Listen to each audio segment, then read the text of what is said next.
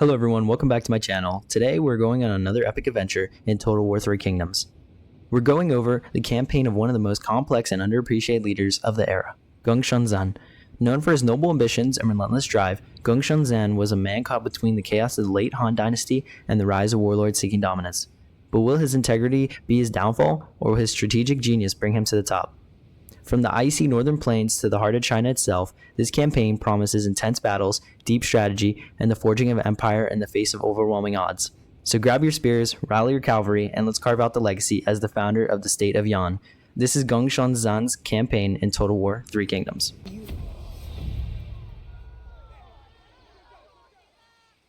Luoyang lies in ruin, my lord. It is the work of the tyrant. Dongzhuo knows no mercy. He is cruel and barbaric. He flees west with the young emperor. Control of the Han goes with him.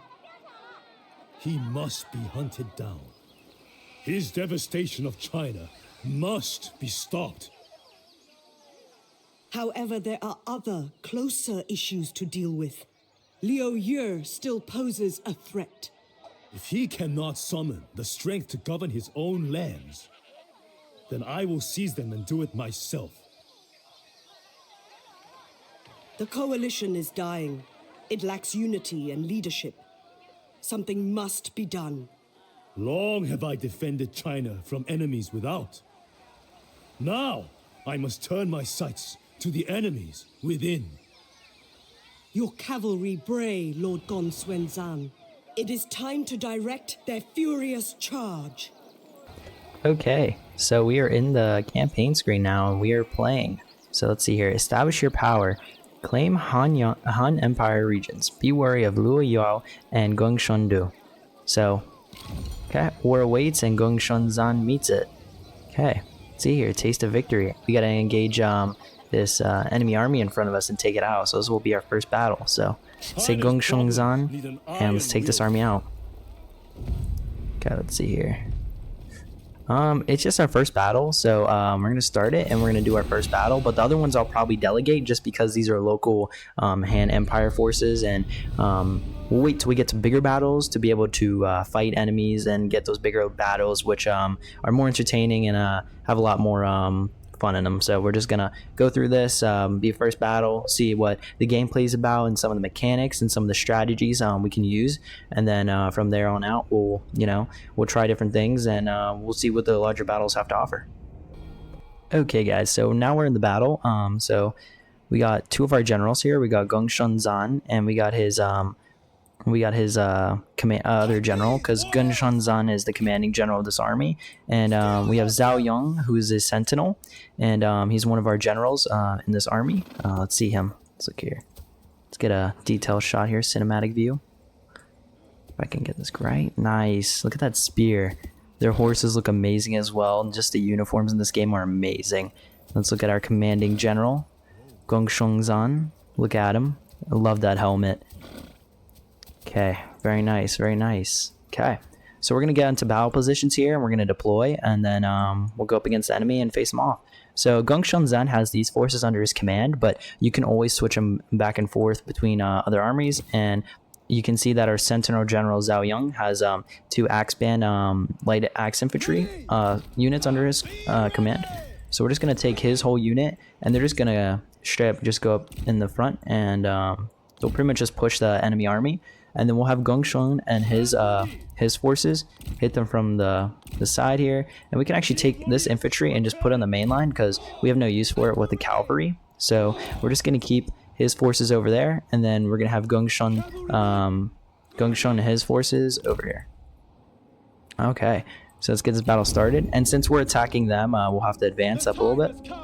So we'll move our main army up our front line, and then our cavalry, which Gongsun is, he's very expert in cavalry, and just look at this. Let's get some cinematic views of this. He's got some lance cavalry and he's got some horse archers here, so definitely versatile, very fast. Gonna be able to outmaneuver armies, and we're just gonna be able to hit them from sides and their flanks and just be able to basically destroy their flanks. Look at that, amazing. Amazing horses. And then the general up front. Okay, let's see here. Let's get into the battle. I must Oh. prevail. Looks like they're in a duel now. So both generals can duel, and looks like our general has dueled one of theirs. So we're just gonna tell our cavalry to go after their cavalry, and then we'll have our main infantry line just smash into their infantry. We pretty much outnumber them, so it's gonna be an easy fight, but we still want to make sure that we're being cautious. Look at this cavalry, nice cavalry charge in here. Amazing. Amazing, amazing work. Nice, good stuff. Victory grows ever closer. Nice. Very nice, very nice. Cavalry's demolishing their enemy flank. Oh, but their cavalry's kind of counterattacking. We can grab cavalry. March at the double. Tell them to focus on that. Then here comes our infantry. Tell them to advance right here. Very nice. Let's look at our infantry here. We got some light axe band infantry, and we got some, I think it's some pike infantry. Yeah, some spear infantry here. Looking very nice. Love the banners. Love the banners in this game. We're just chasing them down now. Pretty much, the battle's pretty much over. Our cavalry did amazing work. Pretty much cleared up the whole army and destroyed their morale as soon as we hit the flank. So, very nice, very nice. You can see some of the remnants of the battle, some bodies, some casualties, and then our amazing horses here. Look at that. Absolutely amazing. Our infantry's right there. Nice. Very nice, very nice. Oh, I just realized, where's our other general? Is he in the battle? Oh, there you go, victory. Oh, and he won his duel. Zhao Yun won his duel against that enemy general. Very nice, very nice. Okay. The battle is pretty much over. Yeah, all these enemies are running away, and let's just claim victory. And we're going to end the battle here.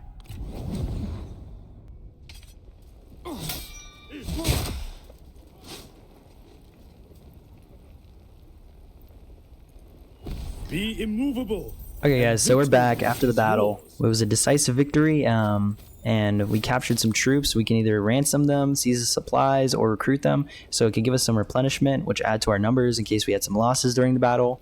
Or we could get some military supplies in case, you know, our army it needs a supply line, steady line of supplies for the army to keep going, to keep fighting. Because without supplies, our army starts to break down and they really don't have morale enough to fight these battles. So we could get some military supplies, or we could just get some money from them. So with these early battles, I'm just going to go for ransom just to get some early income. I mean, it's not a lot, but it's still, you know, some money we can earn. Because right now we're good at military supplies, and our numbers can always replenish while we're in friendly territory or in controlled territory. So may as well just get the extra money. It's going to help us, and if we need any more units, we need some extra money, we can always do that. So we're just going to take the income, and we're going to continue. And then since we destroyed that army, we get the mission success, and it's going to give us taste of victory. For 3 turns, we're going to get 30 military supplies faction wide, and we're also going to get 5 morale faction wide, which is very nice for our army and for our supply lines there. And then Gongsun solidifies his control. So basically, if we capture Gongyang Junmi, which is right here, we get support from the people, which is going to give us, for 3 turns, some public order and some faction support. So that's what we're going to do next, and we're going to get that mission complete. And then this is basically just our overview of our victory and how our general got some experience from that. Okay. And then this is our home base or capital of our faction. It's going to be Yobei Ping, which is a city here. Actually, wait, I think it's a large town. Oh no, it's not a large town yet. It is just a town. Oh, okay, so we can always level that up. And then we also have all these different buildings we can get, which I think I'm just going to go with land development first, which is going to give us some food production. It's going to give us some income, and it's going to reduce some military buildings construction. So we're going to build that first here in this province here, and then we have our general, which we're just going to move up to Gongyang and capture that. So as you can see, we have superior forces, and our advisors predict a decisive victory. So we could just starve them out, or we could start the battle or delegate. And since this is basically our kind of our first siege, I am just going to play this, and these two will probably pretty much be our first battles that we'll fight. But then after that, if we have superior forces and it's going to come out to us being in victory, I'm just going to delegate it unless it's a really big battle that I see could have some potential for us to see large-scale warfare. So we're just going to get into the battle, and you'll see the first siege battle.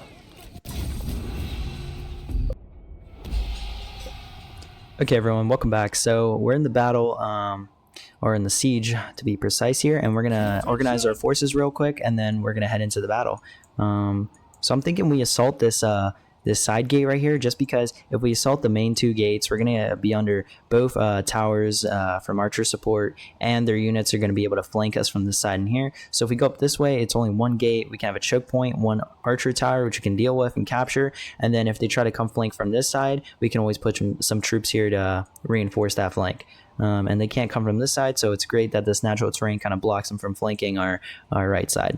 So I think that's going to be the best strategy for us. So we're gonna get our infantry general here and his infantry corps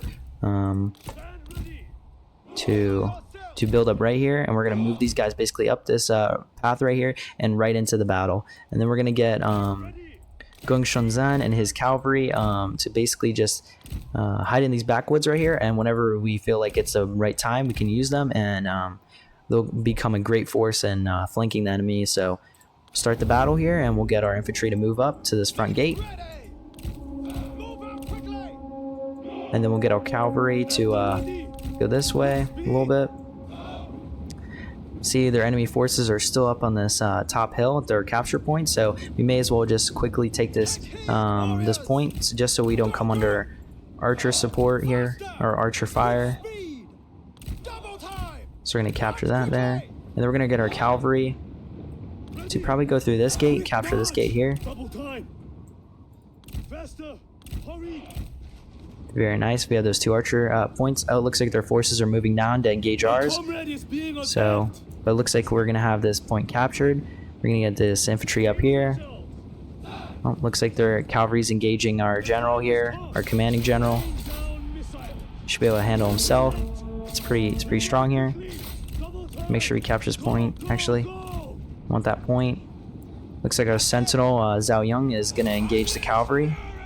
And then we're going to get our cavalry to move up here, take out these militia, get this archer cavalry to hunt down this mounted lancer militia here, or this mounted, what is this? Mounted lancer militia. Yes, that was correct the first time. Okay. The cavalry's taking out this G militia up there. And then our infantry is finally arriving to the battle. Be able to take out this cavalry, and we can get our archers to actually come up this way and target this light halberd infantry up here. And looks like Zhao Yun is kind of holding himself, but he's kind of low health, so we might have to push him back here a bit. So actually that's what I'm gonna do real quick, just because he's kind of low on health here. We're gonna push him back this way, get our infantry to clean all this up, and then we'll get our commanding general and the rest of the cavalry to clean up this militia here. Very good, very good. And like I said, Gongsun Zan's cavalry is just overwhelming to the enemy. Very nice. Looks like we're winning on both fronts here. Looks like the enemy are running, and it looks like we've secured the battle. So very nice, very nice. Look at all this infantry, all these dead bodies here, all the fighting. Looks like it just happened in this one corner. We got some enemy cavalry here and some infantry. Then the rest of our infantry is just kind of hunting down all this enemy forces running outside the castle. Very nice, very nice. And there's our... Oh, where's he at? Let's go find him. There he is. Oh, it looks like he lost his horse. But there's our general, Gongsun Zan, faction leader. Look at him. Amazing. And I love the spear / mace type of weapon he has. It's very cool. Very, very dangerous looking. Very nice. Okay. So we've pretty much had victory. And then we're going to claim victory here, and I'll see you guys back in the campaign overall screen.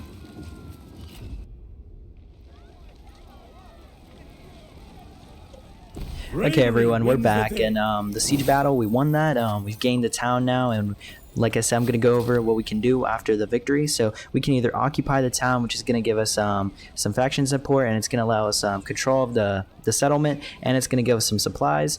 Or we could loot and occupy, or sack and withdraw, which we're just gonna do occupy, just because it's the best option. It's gonna give us a settlement, and it's basically just an investment later on that we can continue to build on the settlement, and it's gonna get us more money and more population, and just it's gonna grow as time goes on, and it's gonna be a part of our faction. So we're just gonna occupy it and just expand our territory. So yeah, we're just gonna occupy here, and This then belongs to us now. we complete the mission now because Gongsun Zan solidifies his control, and we got support from the people. So now we're going to get, for 3 more turns, some more public order and some more faction support, which is very much welcome. Okay, let's see here. And now we've got a new mission, which is construct or upgrade a building in Yobel Ping, which is our capital city or settlement. So, our reward is going to be, for 3 turns, we're going to get minus 20% for construction cost and minus 1 construction time, which is, once again, so nice, and it's going to be so helpful if we get this mission complete, which we're going to do that. Which actually I think we already are.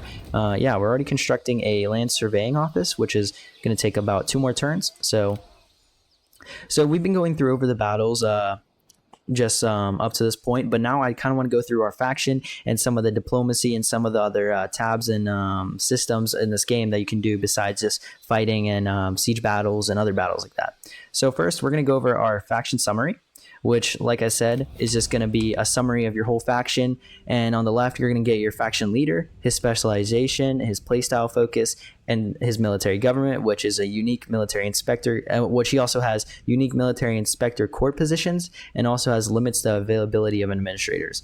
And then you can see below that he has some unique features, which is looks like a special building or construction, and then some 2 horse archer units. So we might unlock those later down the line. And then, as you can see in the middle, there is kind of your faction status or your faction leader status in the world of China. So right now we're a noble, so we just earned this rank and is our current rank, but we can get basically promoted, or I'm trying to think, we can basically build up or level up into different ranks of kind of China's society. So we can become a second marquis, or marquis, and a duke, and also a king, and then we can also become an emperor. Now, with all these ranks, they also get bonuses, and you get different requirements for the ranks. So for our second marquis, you can see how it says gain 41 additional prestige to reach this rank. So basically, you gain prestige by capturing and expanding settlements or by constructing special buildings.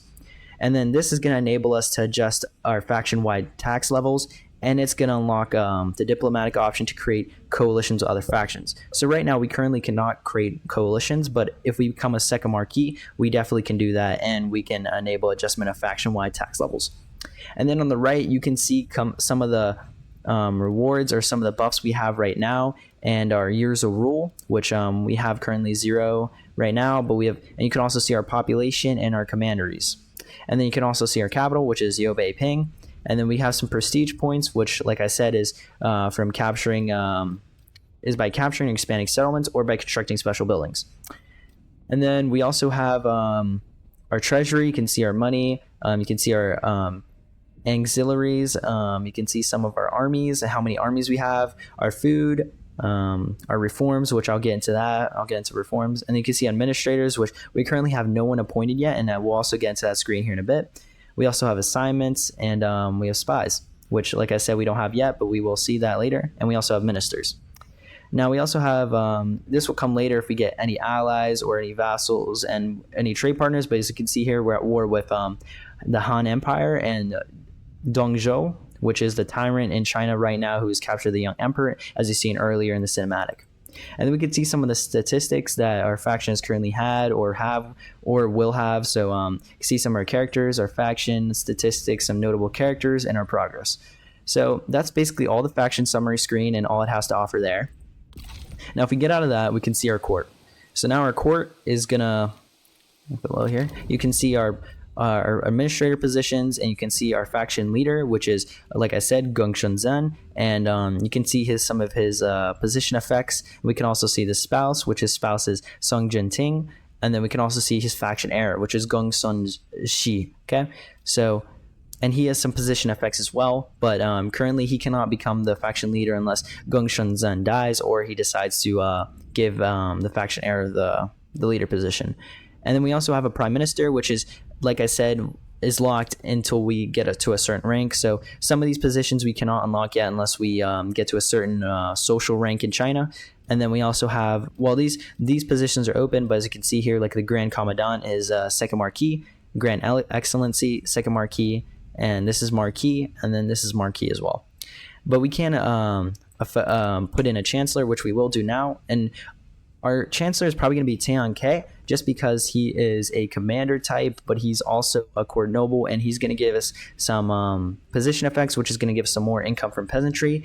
And he's not really, we'll go into loyalty, but basically loyalty is how much a court noble or your followers trust you. So Tian Ke trusts us the most, and he's a loyal subject, and I don't see him committing any betrayals as of yet to our faction. So we're going to put him in there. He's a trustworthy companion we can put in that position, and he'll do a good job in it, and he'll earn us some bonuses to our faction. Now I'm going to leave these other positions empty just because right now we don't really have that many family or generals or candidates that we can put in there. So we'll have to wait till later until we get some more that we can put in those positions and that actually match those positions. So we're not just having inefficient administrators. So we're going to wait until that we get more candidates to put in those positions. Now, with this, we can also see our family tree, which, like I said, is going to be our faction leader, the spouse, and then their children, which is only Gongsun Zhu, which is the heir. And then we have our nobles down below here. Now we can also see our characters, which, like I said, is basically just a screen of our faction leader.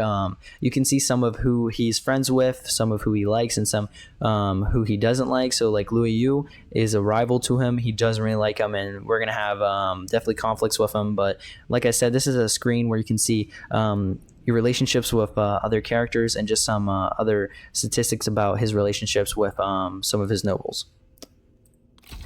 So now getting out of that, we can see diplomacy, which a diplomacy screen is basically just your relations with other factions and with other leaders. So we can negotiate, we can have a peace deal, we can have non-aggression pacts, or we can have military access to other factions' areas. So Lin Yu, or this is the Han Empire, but currently we're at war with them, but we could do a non-aggression pact or peace, but I kind of want this territory, so we're gonna keep at war with them. And we can look down here, Louis Yu, so he doesn't really like us that much. So even if we tried to do any type of negotiating, he probably wouldn't accept it at all. So, and we can see here the quick deal faction list. So it kind of helps you in determining who would be the best to negotiate with. And up here, you can see some of the levels of negotiating, if they really like you, if they don't, and basically your possibilities of getting that deal to pass through them. So, right now, we're not going to mess with this that much just because we really haven't met that many factions, and some of these other factions that are closer to us, we're pretty much going to conquer, so we're going to leave that there. Now, we can look at reforms. So reforms is basically like a research tree or tech tree in other games, but basically this is just going to allow us to unlock some bonuses or some other doctrines or buildings that we want to do. So we get our next reform in 3 turns, but I want to the next one I want to get is the register of land and population, which is just going to increase our income from peasantry, which is going to be nice for increasing our economy, because I want to build up tall a little bit, and then we can expand a little bit more and start building horizontally. But for now, we're going to build a little vertically. Now we have records, which is basically just like I said, it's basically just statistics and records on what has happened and basically what has happened in this year, and some of your things on the side here. Then we go to the treasury, and this is basically just financial statistics. Anything you want to know about your expenses or income, how much you're making, some of the tax levels. So yeah. And then faction council, we haven't unlocked this yet, but basically this faction council will, once we reach, like I said, those certain ranks in China society, we'll be able to appoint certain leaders or certain administrators, which will help us in basically running our faction and just giving us some bonuses. So we're going to leave that there. That's pretty much all those screens. And like these ones right here are pretty much locked to us and until we unlock them from becoming a certain rank, or until like this one, Imperial Intrigue, until Emperor Jian comes of age in 197 CE. So we currently just have to wait. And then over here you can pretty much just see a recent events or a list of events that just happened. And then down here, mission list with under our missions. And then pretty much over here is just army screen, commanderies, known factions. So basically just some basic screens here. And then this is some basic info as well.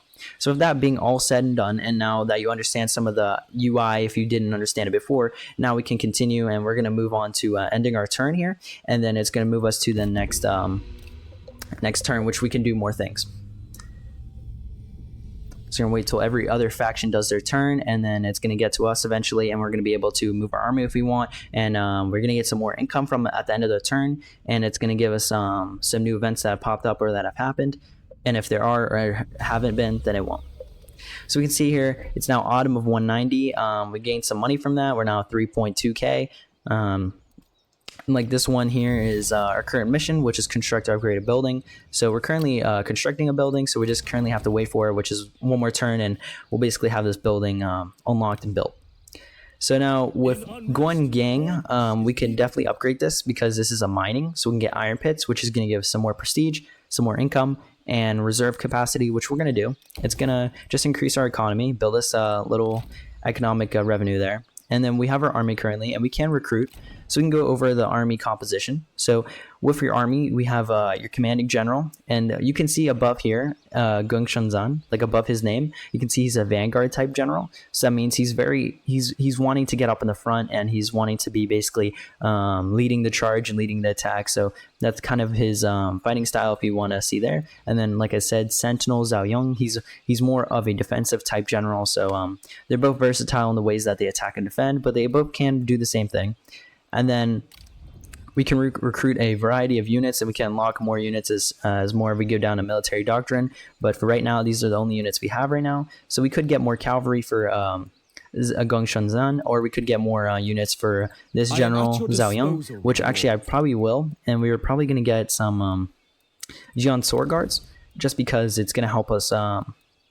It's a medium sword infantry, and it's basically just going to help us form our line, make sure our line doesn't break, and they're pretty good infantry, so they'll be good against other infantry, but like as you can see up there, it says weak against cavalry, so they're going to be a little they're going to have a lot more weakness and a lot more damage against cavalry, so we'll make sure our flanks are secure. And then you can also add more generals if you want to, so we can add other generals if we really wanted to, but right now we really don't have much money, so we can't really do that. And we can see which generals would be good in this army and which ones wouldn't, or would have a problem with someone commanding or someone being in that army, or specifically generals.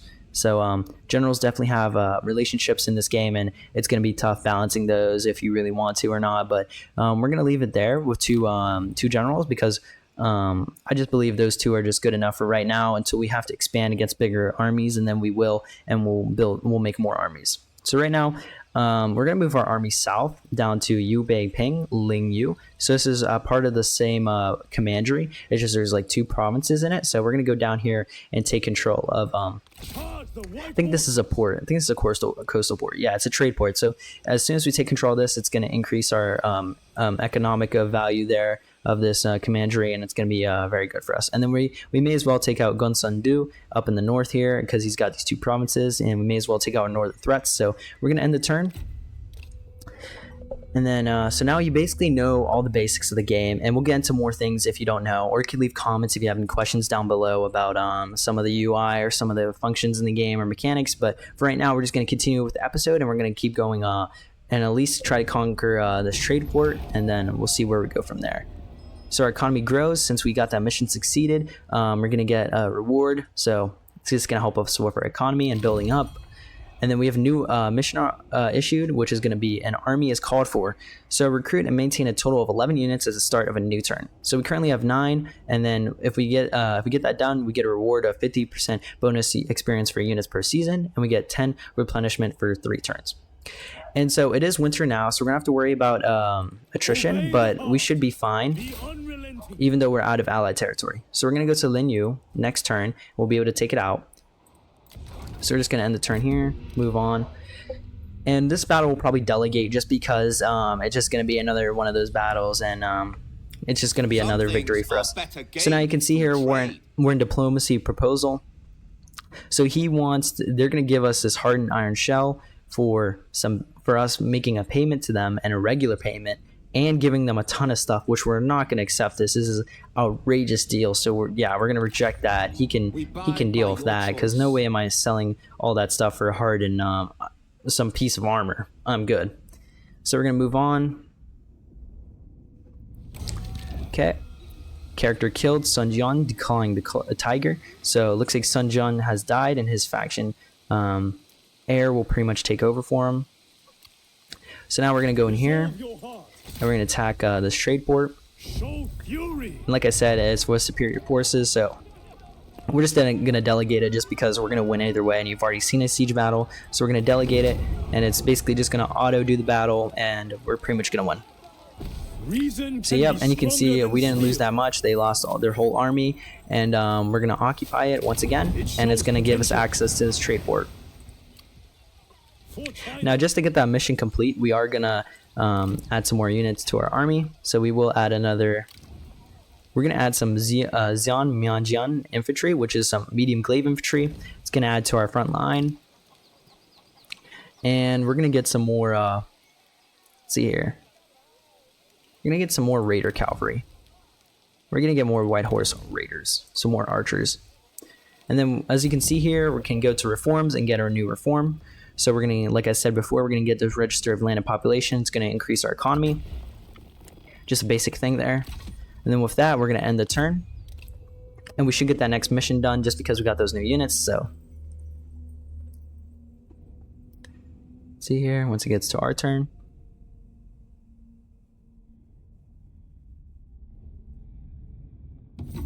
Very nice, and our mission succeeded.